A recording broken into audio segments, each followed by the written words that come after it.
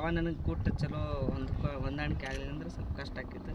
ಅವ ನನಗೆ ಕೂಡಿ ಸ್ವಲ್ಪ ಚಲೋ ಆಗಿಂದಾಗ ಸ್ವಲ್ಪ ಅಲ್ಲಿ ಮಟ್ಟ ಹೋದ್ರಿ. ಈಗಿನ ಜನ್ರೇಷನ್ ಒಳಗೆ ಮೊಬೈಲ್ ಬಿಟ್ಟಿರೋದೇ ದೊಡ್ಡಿದು ಅಂತ. ಅದು 120 ದಿನ ಮೊಬೈಲ್ ಬಿಟ್ಟಿದ್ರಿ, ಅದ್ರದ್ದು ಅನುಭವ ಹೆಂಗಿತ್ತು? ಕನಸ್ನಾಗ ಬರ್ತಿತ್ತು ಮೊಬೈಲ್ ಬಂದು ನೋಡ್ತೀನಿ ನನ್ನ ಮೊಬೈಲ ಅಂತೇಳಿ ಆ ಥರ ಐತ್ರಿ. ಆದ್ರೆ ಅಲ್ಲಿರೋದು ಚಲೋ ಯಾವ ಚೇಂಜ್ ಲೆಕ್ಕಕ್ಕೆ ಈಗ ಬಂದಿನಿ. ಇದು ಕೊನೆ ಕ್ಷಣ.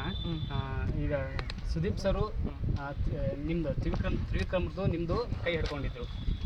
ನೀವು ನಿಮ್ಮ ಕೈ ಎತ್ತಾರ ಅನ್ನೋದು ಏನಾದರೂ ಕಾನ್ಫಿಡೆನ್ಸ್ ಇತ್ತಾ? ಇಲ್ಲ, ನಾ ಹಿಡ್ಕೊಂಡಿದ್ರೆ ಈಗ ಅವ್ರು ಯಾರು ಓಟ್ ಬರ್ತೈತೆ ಅವ್ರು ಎತ್ತಾರ ಅನ್ನೋದಿತ್ತ.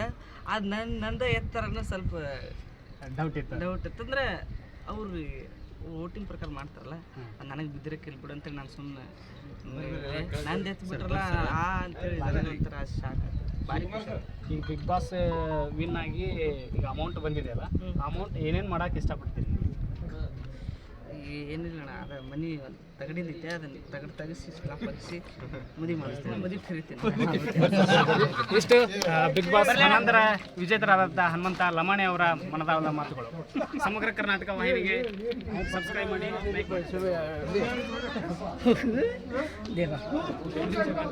ಹಾಗೆ ಇನ್ನು ವಿಡಿಯೋ ಮುಗಿದಿದೆ. ಪೂರ್ಣವಾಗಿ ಹನುಮಂತವರು ಆಗಿದ್ದಾರೆ.